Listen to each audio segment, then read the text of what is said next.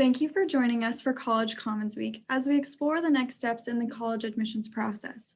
My name is Janine Coutu and I'm with the College Foundation of West Virginia. We are extremely excited to host our second annual College Commons Week event, an opportunity that allows us to work together with college campuses to help students navigate the college-going process.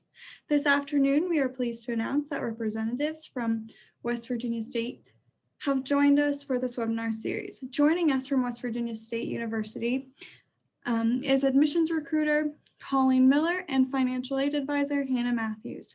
Thank you for joining CFWV for this new statewide initiative. Through this initiative, we aim to help West Virginia students and families prepare for and transition to college. As I get ready to turn the presentation over to our presenters, I ask that you use the chat box to ask any questions you may have throughout our time together this afternoon. Staff will address those questions and ensure that they are answered before we conclude today's webinar. This webinar is being recorded and will be made available on cfwv.com later this week. With that said, Colleen and Hannah, welcome, and now I turn this presentation over to you. All right, hi everyone. My name is Colleen Miller and I work at West Virginia State University as an admissions counselor. I'm here with Hannah today and we're just going to go over the whole application process from the very start to the very end. That way you get a good idea of what your next steps would be no matter what area of the process you're in, and that way you know what to do moving forward. So your step one when applying to most colleges, but especially West Virginia State University, is going to be to apply. So our application and all of our applications can be found at wvstateu.edu/apply. And if you look at the screen, I've got a screen grab of what it looks like, that screen. So at the very top, you'll see the admissions. And then this application will be under the admissions tab. And we have the first-time freshman, transfer student, international student, general applicants, our English as a second language, graduate admissions, and early enrollment applications all located here. And once you click on each tab, it'll say what the requirements are, but that's going to be our step two, is to ensure that your application is complete. So there's a difference between the documents that we need in order to let you know if you've been accepted versus the documents that you need in order to actually attend. So in order to get an admissions decision, all we'll need is that completed online application, your unofficial high school transcript, test scores, so ACT or SAT, and then unofficial college transcripts if you have any. So if you took any college classes when you were in high school, dual credit classes, those will need those transcripts if you did take any. If not, then that's not something you need to worry about. Documents that we would need in order for you to actually attend and to be able to schedule your classes and all that stuff. So we'll need your immunization records, and sometimes those will be located on your official high school transcript, and sometimes they won't, depending on what state you're coming from. But I know sometimes West Virginia does, but that's something you'd want to check in with your high school counselor. We'll need your official high school transcript, which at the end of your senior year, your counselor will mail to us, your official college transcripts, and recommended but not required would be your FAFSA with our school code. Not everyone is required, but we do highly recommend that you follow through with your FAFSA. That way you are eligible for any grants, as well as student loans, scholarships, all of that stuff, which Hannah will definitely go over later. So be sure to stay tuned for that. And then the completion of our new student orientation. So step three is that you get to find out if you got in or not, and you should hear back from us in about 1 to 2 weeks. We are pretty fast, and we do let you know several different ways. So we'll text you, we will call you, we'll send you an email, as well as physical mail. So you get 4 different ways of knowing that you will be part of the Yellow Jacket family. Step 4, after you find out that you got in, is going to be within that letter. It'll be to set up your student email and then complete your new student orientation. So once you've done this part, that's when you'll find out the more specific information, like your class schedule and then your bill. So that's why this is going to be the most crucial step, is to be able to set up that student email. And that's going to be the #1 way that we communicate with you, but that's also how you'll be able to start talking to your professors. So this is what that screen looks like, and you can see where it says click here for help with login, and that's where you put your student identification number, which we give to you, and that'll be in that very first email that lets you know that you got accepted. They'll have your student ID number as well as what your email will be. And that's what you'll use to set up this account. And of course, if anyone has any issues with that, you're more than happy. We're more than happy to help you out in the office and to talk you through how to set up that email. It can be a little tricky your first time, so we're more than happy to help get things set up for you. So step 5 is going to be to complete the housing application. So if you would like to live on campus or just want to think about it for a bit, go ahead and fill out that housing application on the WV State U website. It's going to be under housing and residential life.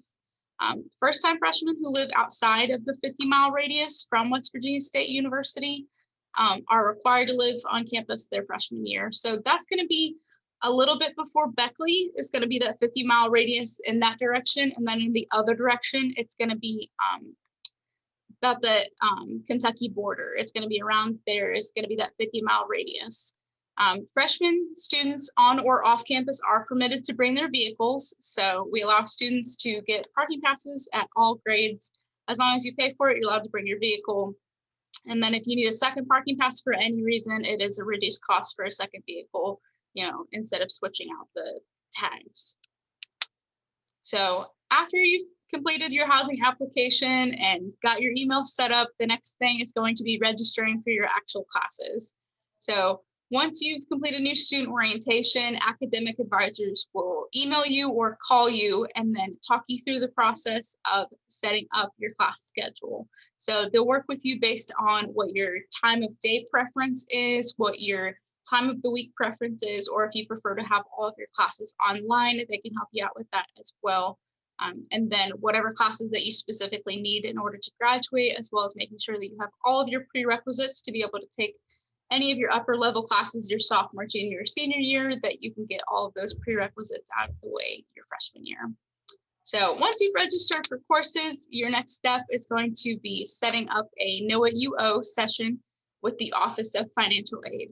So now that you have your class schedule, they'll be able to build your actual bill based upon how many hours that you're taking.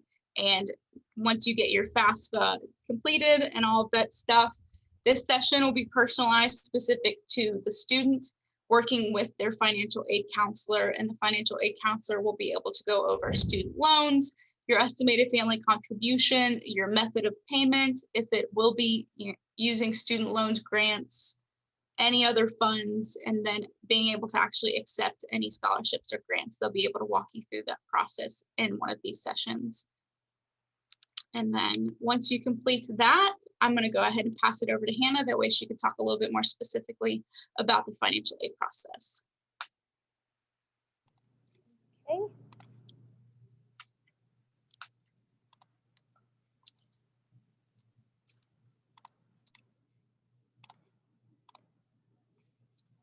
Okay.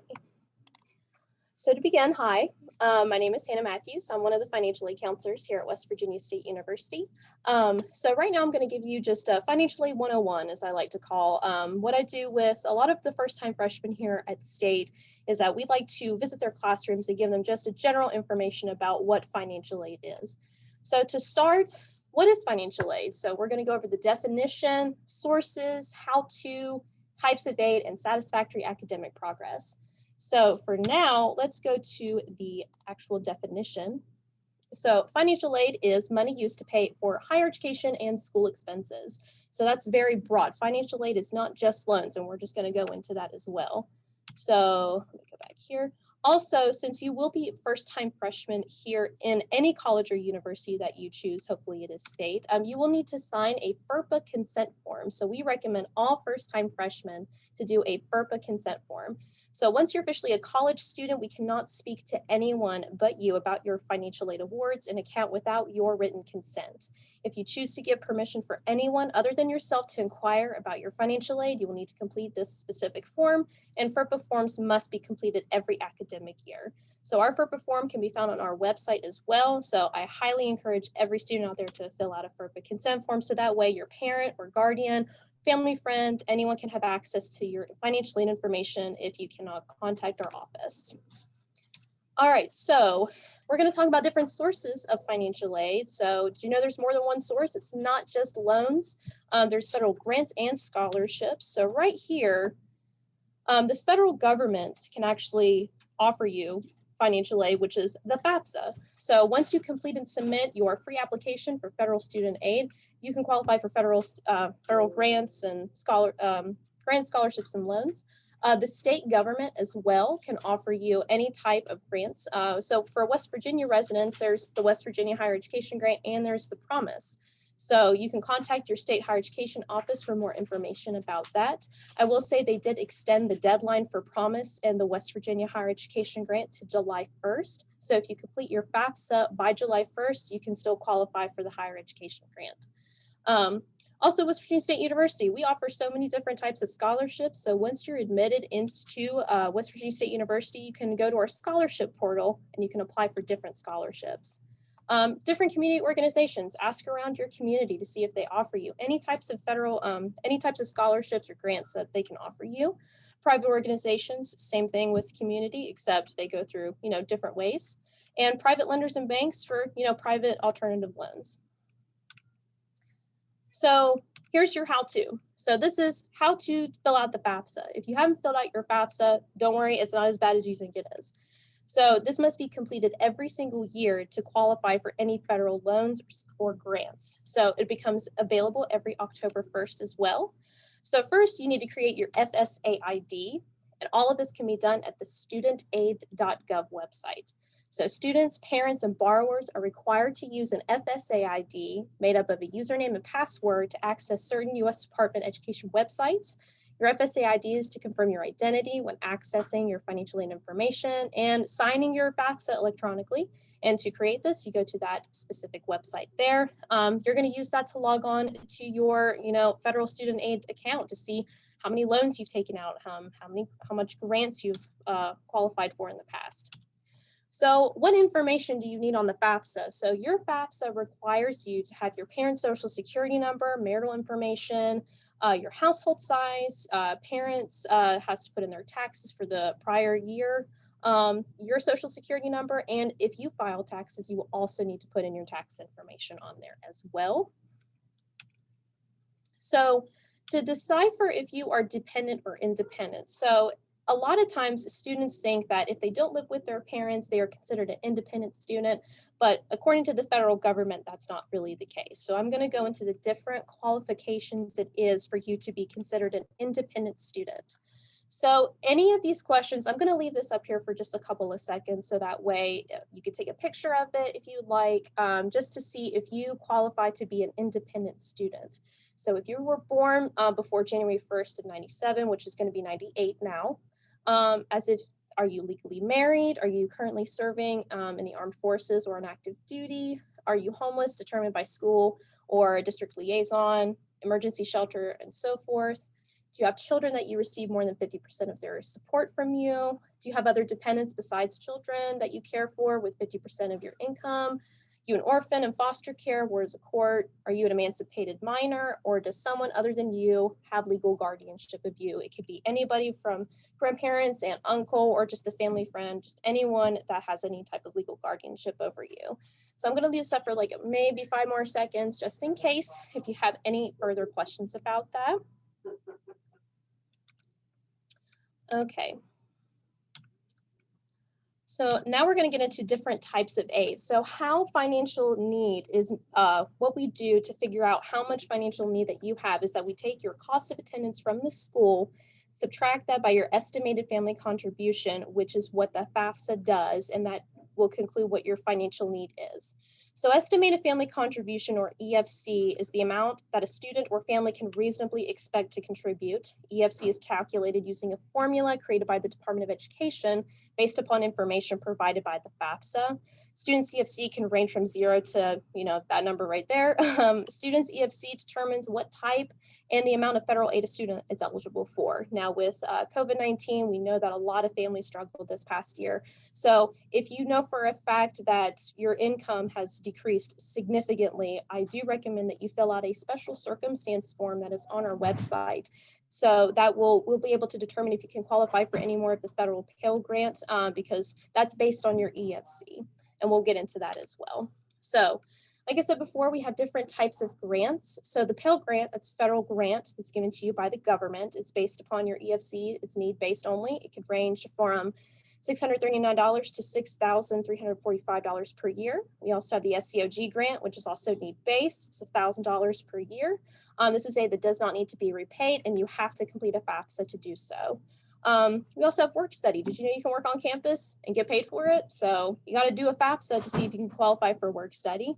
It's a part-time job here on campus. If you have questions about work study, you can always email Career Services about anything. Funds will be paid to the student in a paycheck, and it's awarded on a first-come, first-served basis. So once you complete your financial aid, such as your FAFSA and any other missing documents, you answered yes, that you are interested in work study, then you'll be able to qualify for that. It's need-based as well. So scholarships, we have different types of scholarships here, such as our Yellow Jacket Scholarship and our Foundation Scholarships. Now, these usually do not have to be repaid back. We always recommend you fill out a FAFSA first, though. So to go to our scholarship portal, there is a link down there where it's wvstate.academicworks.com. Once you're fully admitted and get your, state email and set up your email, you'll be able to log on to the Academic Works website, and you'll be able to apply for any type of scholarship that you're able to. And also loans, which is federal subsidized, unsubsidized, and Parent Plus loans. Don't worry, I'll be getting into the difference between those. So your types of loans. So the federal subsidized and unsubsidized loans are loans that are under your name, the student. These are not going to be under your parent's name. That's for the Parent Plus loan. So for the subsidized loan, this type of loan does not accrue interest while you are in school, and it's a need-based loan. And also because of COVID-19, they reduced the interest rate to 2.75. So if you do end up getting this loan, it will not gain interest until you graduate or 6 months after you withdraw from the institution. Now the unsubsidized loan, that's a loan that will be given to you not based upon your EFC, because every student can qualify for this based upon their eligibility as well. Also, this will accrue interest while you are in school. So as soon as it gets dispersed onto your account, then it will start gaining interest. Same thing applies for the interest rates at 2.75.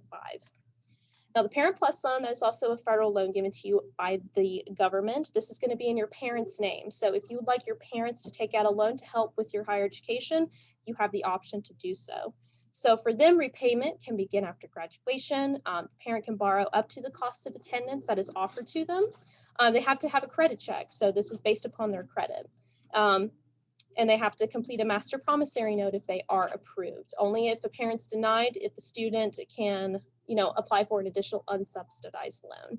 So as of right now, the interest rate, again, is very low because of COVID-19. So it's 5.30 interest rate if you borrow between these specific dates. Also, it will be July 1st of 2021 and June 30th of 2022 as well. So what are federal student loans? This is borrowed money from the government. So you will have to pay these back 6 months after you graduate or if you withdraw from the university. So these loans are in your name and going to be your responsibility to pay for. So only take what you need. I always recommend students to take out what they need and don't overborrow. But loans, they are an investment in your future. I've taken out student loans to help pay for my undergrad, and it was a good decision for me. I was able to get my diploma, and I was very happy about that. So if you do accept any federal student loans, you have to complete loan entrance counseling, which is basically like a how-to, what are loans? This is what you need to do. It's kind of like a little quiz. And sign a master promissory note, which is just a signed statement saying, yes, I understand I will need to pay back my student loans. So, but for first-time freshmen, you have to be enrolled in school for 30 days before your loans can pay over on your account. So that's a very important thing to know. Okay, so there's also private student loans. So let's just say that you want to take out a private loan instead of taking out federal loans. So this is loans that are taken from different sources, such as like Sallie Mae, Discover Student Loans, and Citizens One. A lot of students like the Discover Student Loans. I do not know what their interest rates are because they tend to have fixed or variable interest rates. So I would look more into those as of right now. I know a lot of people have heard of Sallie Mae. So if you want any more information, I highly recommend you do some research on them. So did you know that there's federal student loan limits? I didn't know until I started doing financial aid. So right now, if you're a dependent, you can only take up to $5,500, sophomore, $6,500, junior, $7,500, so on and so forth. So this is really important to know. You can't take as much money as you want because there is a limit for all students, even if you're dependent or independent, how many loans that you can take out per year. And if you have any questions about this, just let me know. Don't worry, I'll have some questions at the end of the slide. I'll leave this up for just a couple minutes just in case you want to take a picture of this, or if you just want to write this down, whatever you want. So dependent students who have their Parent Plus loan denied during their parent's application process, you can receive independent loan limits for that academic year, but only if the Parent Plus loan is denied. Okay. So right now we're going to go into satisfactory academic progress. So the Department of Education indicates in general a student who is not making satisfactory academic progress is no longer eligible for Title IV funds. So for right now, you have to make sure that you are making the grades that you need, the GPA, and making sure that you pass all your enrolled classes. So we want you to stay in school. We want you to do a great job. However, you have to make sure that you are on track to graduate as well. So to receive federal aid, you have to be enrolled in 6 or more credit hours. So keep that in mind. The Office of Student Financial Assistance measures students' SAP, which is satisfactory academic progress, by pace of completion, which is 67%, and the 150% rule, which is how many hours that you've attempted overall. So please become familiar with our SAP policy. So how to be in SAP compliance. For freshmen, please make sure that you have a cumulative GPA 1.75, but we want you to aim higher for that. And if you complete 0 to 59 credit hours, you're considered a freshman. Students who have completed at least 60 credit hours must have a minimum semester and cumulative GPA of 2.0. Again, we want you to aim high for that, but that's the minimum. All students must complete 67% of their courses that they are enrolled in each semester and overall. So make sure you pass all of the classes that you're enrolled in, okay? But if you don't meet the requirements, we do have financial aid suspension. So if a student does not meet overall SAP, they will be placed on financial aid suspension. Students must appeal to reinstate financial aid. If approved, student will be placed on financial aid probation. So again, let's just say you had a bad semester and you are now on financial aid suspension, you do have the option to appeal that decision. But again, you'll be put on probation. So we'll be watching you to make sure that you'll be able to make the grades and stuff. But again, financial aid appeals are not always approved. So keep that in mind as well.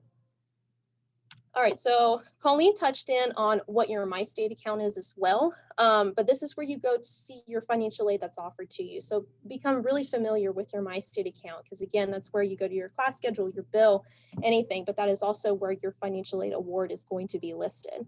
So search through the financial aid tab to check your SAP status, because it will show there, and this will have access to your financial aid award and determine if you're missing any required documents.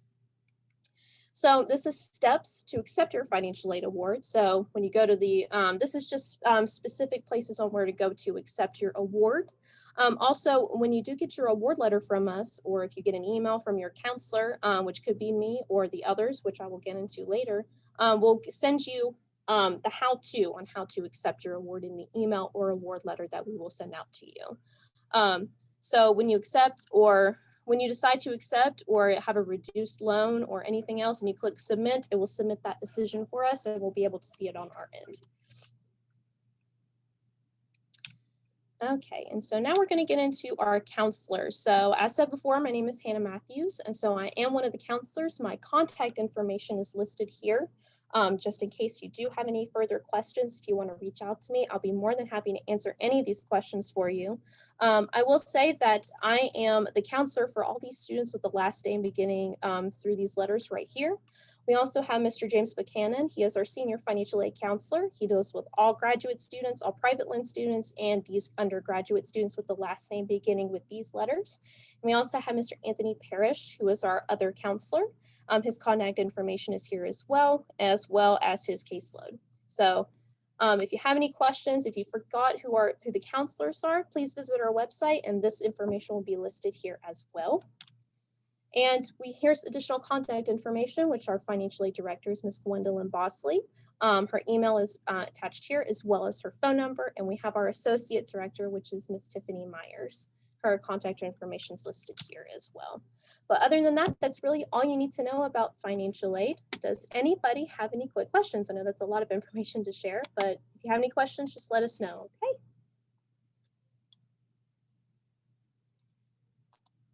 So I'm not seeing any questions in the chat, but I do want to touch on a few things that you mentioned in your presentation. So you mentioned that all students must attend new student orientation, and during orientation, their advisor will connect with them regarding their schedule and all of those things. But how will that advisor connect with those students?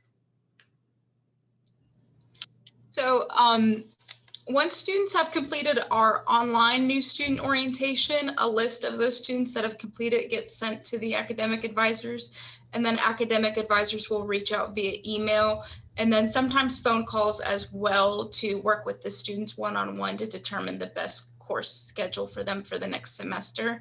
And then this is what happens each semester as well. Students will meet one-on-one with their academic advisor throughout the semester, and especially before the next semester in order to schedule their classes and to make sure that they're on track to graduate in 4 years. Great. And one other question just came into the chat. Do you have a gym on campus? Yeah, so we have a full-size gym in our student union. There's all the good workout equipment. We have free weights. We have, I believe, 6 or 7 treadmills in there. There is a Smith machine. We also have a cardio room with boxing equipment in it. So it's a full-size gym. Our wvstateu.edu website has some pictures of it. We just got all new equipment last spring. We do not have a pool, not yet. That's in our 5-year plan, hopefully. So, but we are located very close to the South Charleston Recreational Center, which does have a pool that has college student rates. So you'll be paying very low rates in order to swim. I myself am a swimmer. That's where I swam the whole time I attended here the last 4 years. So. Great, thank you for those awesome answers. So I don't see any more questions, but I'm going to just address some questions that we've received in the past presentations. What does student activities or things that students can do outside the classroom look like at WVU State, sorry. So when our freshmen first come to campus in the fall, they'll be asked to participate in our State Stride, which is a full day where our freshman students are welcomed in with open arms. We start off with a speech and some free merchandise for our students, and then we have a big old cookout with all of our clubs and organizations joining together, and we parade across the campus. We'll usually have a DJ and the food's catered, so that's really fun for our freshman students. And then homecoming's a very big deal here on campus. It's a full week. We have activities every day that week, so campus is definitely booming. All of our alumni love to come back and celebrate, and we tailgate for all of our home games, so student tailgating is definitely growing here on campus. And for all of our students with their student ID, they are permitted to go into any home game for free as long as you have that student ID with you. There's a lot to do on campus. We're located very close to Charleston. We're about 10 minutes down the road from Charleston, which is one of the biggest centers of nightlife here in West Virginia. There's clubs, concerts, venues. Live on the Levee will be coming back this summer, and then it'll go into the fall. So if you're here on campus, you'll be right down the road from that as well. So there's definitely a lot to do here. Located, freshmen will have their cars, so you'll be able to leave campus if you want to participate in any of that nightlife in Charleston as well. And then I saw a question about work study. We do have plenty of work study options for students depending on your major. That could change where you want to be and also what your hobbies and preferences were. When I was a student here, I was offered work study to be able to film the football team my freshman year, and I ended up turning that down, but there are plenty of different options. You could work in admissions or financial aid, working administrative. You could also work the front desk at Student Life. You could work down in the gym as a gym attendant. We have students that help to mow the lawn also. There's a ton of different options for students for work study. We do have a career services center. So our career services center is actually really fantastic. So they'll help with your resume as well as any internships or even graduate school. They helped myself out my sophomore year of college here. I actually did an internship with Disney World. So our career services, Office of Career Services is really fantastic here.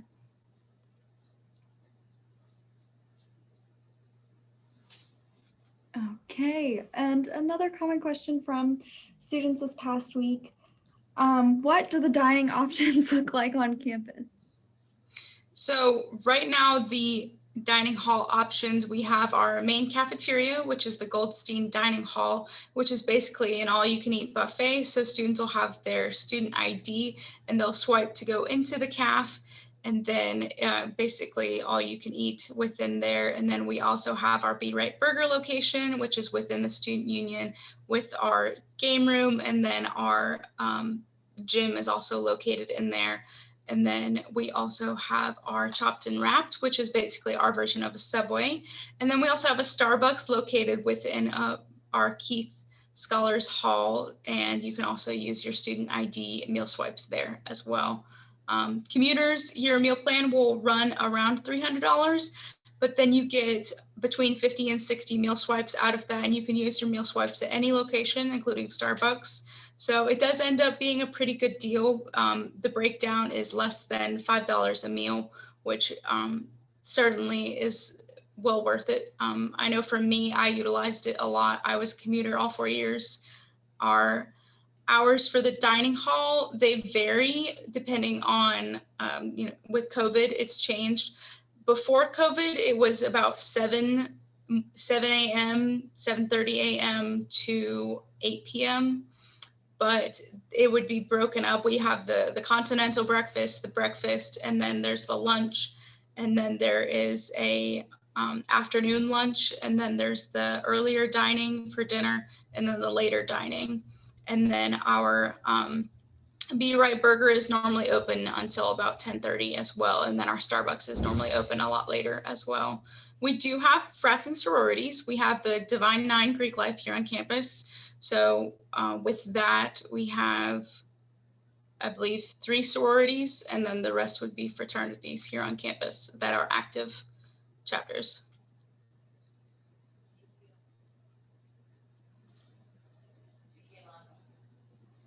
Alrighty. Another question are what deposits or fees must be paid before arriving to campus? So before arriving to campus with that housing application, there is a fee with that that pays for your first little bit, all of your arrival fees, all of your move-in fees. And then our application fee is $20. That'll be added on to your total for the fall semester, or you can pay it whenever you apply.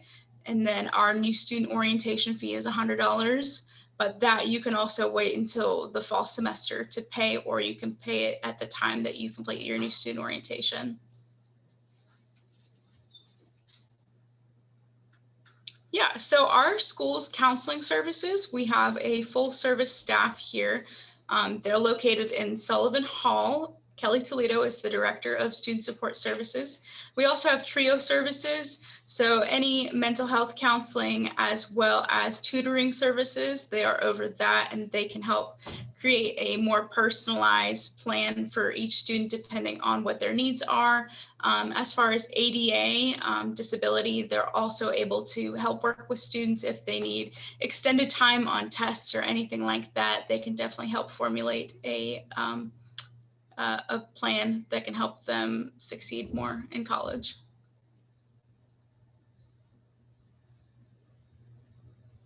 A few other questions we received were, what about textbooks? When should students go about purchasing those? And can you use your financial aid to purchase textbooks?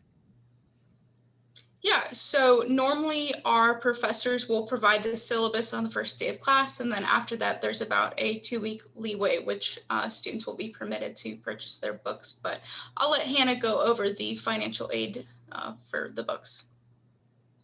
Yes, So you can purchase your books with financial aid, but it is determined on how much financial aid that you have left. So meaning that, let's just say that you take out a loan for $1,000 for the year, your tuition is $500. You have $500 that is left over that can be refunded to you. And when you go to our bookstore, we do have that, 2-week period where you can buy books with financial aid. They'll see that and then they'll charge that to your account. And then once your financial aid is dispersed, it will be taken off once the books are on your bill. Great question, Cameron. So when you bring your class schedule into the bookstore staff will be able to go and pick out the books that you need. So sometimes the professors will list the exact book on the syllabus, which most normally do.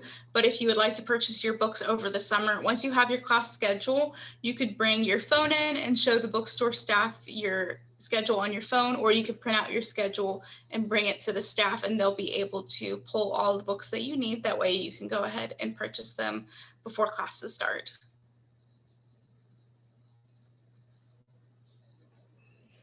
Great. And I know we touched on career services, but could you please share more about what resources are available to help first-year students?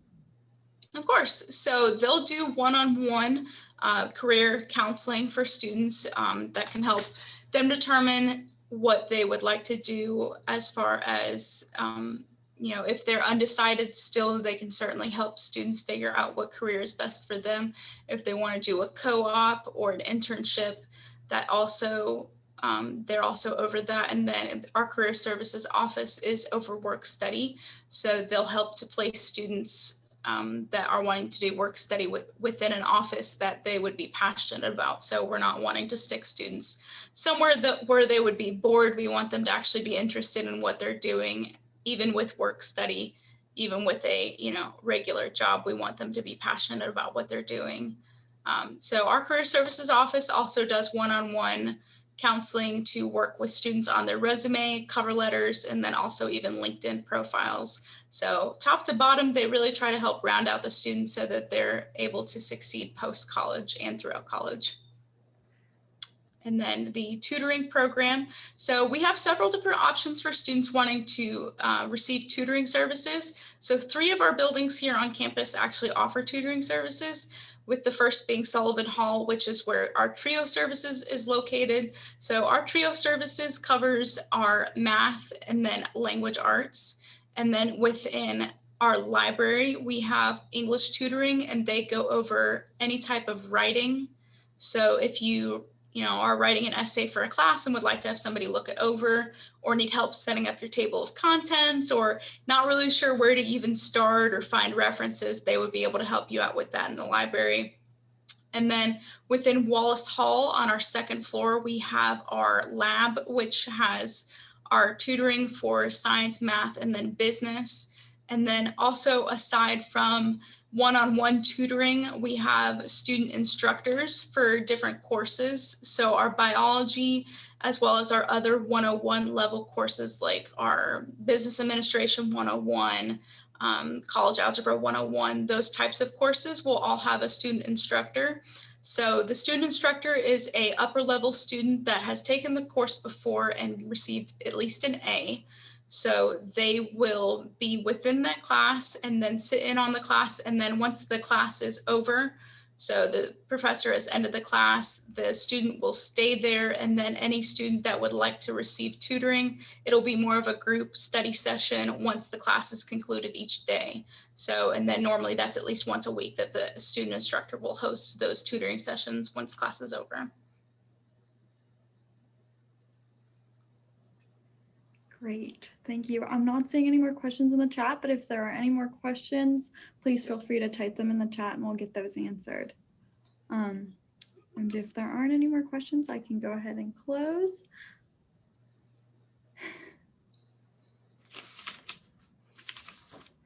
Okay, so I just want to take the time to thank the team from West Virginia State University for joining the College Foundation of West Virginia during College Commons Week. Please be sure to reach out to them with any questions you may have, and thank you to those who have joined us to participate in this webinar series. And thank you for having us. Yes, thank you so much.